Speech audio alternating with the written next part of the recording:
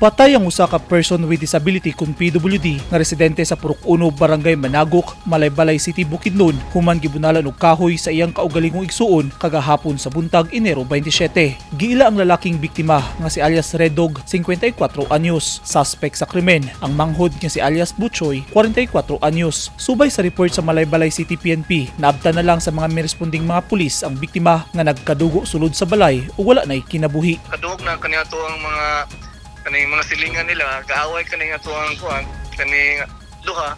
Dayon kaniadto ang biktima is kaning nani siya kanang problema sa pagkunahuna. Then ang kaning pangatuang suspect is kaning bali sa gikaingan pa siyang igsuon kanang kung labi na kung makainom kani siya kanang mawala gid sa iyang hunahuna gyud kay napusi kanang may pagka-diferensya gyapon ba. Naigo sa ulo ang biktima nga mao'y nakita sa mga pulis nga posibleng hinungdan sa iyang kamatayon. Ning atuang suspect is nagkuhaw kaning tanga sa kahoy nga dako, iyang gibunal sa dire sa likod nga bahin sa kaning ulo sa iyang igso ang moto nga kaning nabuslot kaning likod nga kuan sa iyang right side sa portion sa iyang ulo.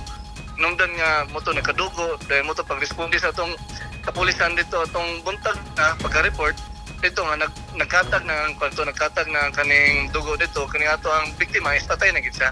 Nagkalot pa ang suspek gawa sa ilang balay human mabuhat ang krimen aron ilubong ang magulang nga biktima apan wala matuman kay gidakop dayon siya sa mga pulis. Abot nila sa area na katong suspect dito nagkalot sa atubangan sa ilahang balay kay matud palagi sa yang igsuon lagi kini istorya ang pud nato to kanang palagi daw iya lang gid pa uyon-uyonan kay anatong yang igsuon nga magkalot ako siya kay iya daw kong ilubong ang katong iyang tong biktima na to. Nakakustodiya na sa Malaybalay City PNP ang suspek. Naana siya sa katong kustodiya na to, then ready na po ang ato ang mga dokumentohan para mapayal ang kaso o gapabot man ta sa kaning ato ang pamilya.